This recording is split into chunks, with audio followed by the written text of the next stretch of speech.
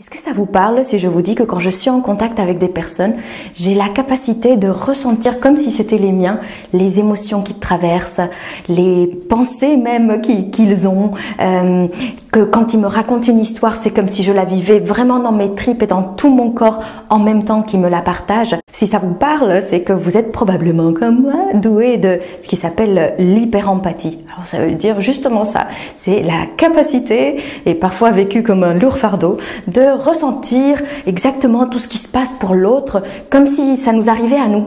Alors la difficulté là-dedans, dans cette hyper-empathie, c'est que parfois on a l'impression que ce qu'on ressent nous appartient, et on ne sait pas trop si ça appartient à l'autre, si ça nous appartient à nous, et du coup ça peut brouiller les pistes.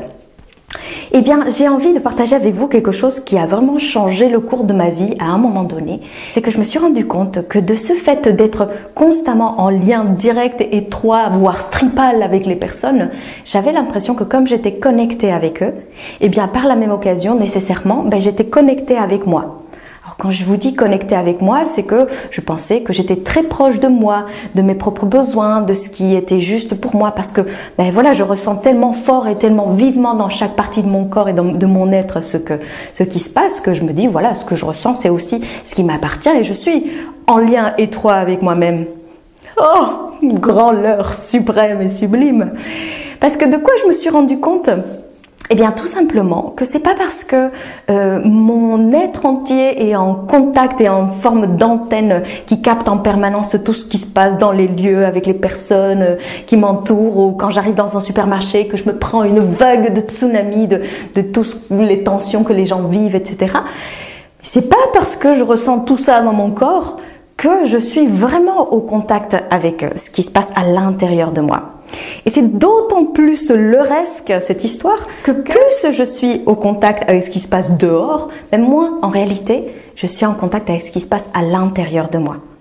Alors c'est pas parce que je ressens et que j'expérimente ce qui se passe dehors que je suis au contact avec ce qui se passe vraiment à l'intérieur de moi, de mes ressentis, de ce qui est juste pour moi, de mes besoins. Et en ayant cette méga prise de conscience, je me suis rendu compte à quel point justement tous mes capteurs étaient tout le temps placés à l'extérieur pour ressentir la terre entière, mais pas forcément à l'intérieur de moi. Et que j'étais, comme on pourrait dire, à côté de ces pompes, ou totalement décentrée. En fait, j'étais pas dans mon centre, en contact avec mes tripes, avec mes désirs, avec mes besoins, avec mes souhaits. Et vraiment avoir cette prise de conscience-là et voir comment c'était un leurre de me dire, ah oui, comme je ressens dans mon corps, voilà, je suis en contact avec moi. Et en fait, pas du tout. Ça a été vraiment quelque chose de très puissant et très fort pour moi, parce que j'ai commencé à expérimenter comment ça ressentait en moi quand je réfléchissais et que j'agissais à partir de ce centre. Ah, vous voyez, je touche mon ventre parce qu'il se passe des choses là-dedans. C'est à partir de là qu'on peut se mouvoir, à partir de ce qui nous appartient, de ce qui nous touche vraiment. Et du coup, voilà, quand j'ai fait cette découverte-là, ça a vraiment changé ma vie.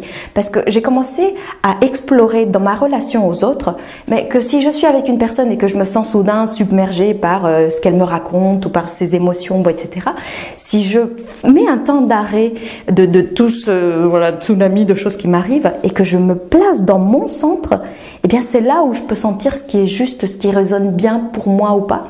Et là, c'est comme si soudain, en me connectant à mon centre, venait se mettre en place une sorte de juste limite et juste, j'ai pas envie de dire frontière vraiment, parce que le but c'est pas forcément de voilà, toi t'es là et moi je suis là. Quoique si, quand même. En fait, c'est important de pouvoir sentir ses limites et dire voilà, moi je suis là, je m'arrête là, toi tu commences là, c'est très bien, on interagit ensemble, mais si je suis pas connectée à ce centre, je peux pas savoir, je suis mélangée à l'autre.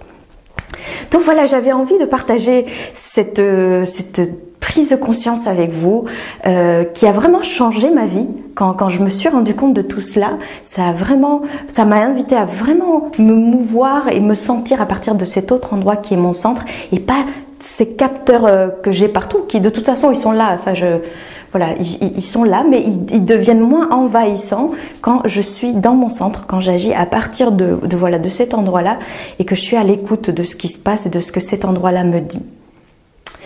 Est-ce que ça vous parle ou ça vous paraît complètement barré du centre?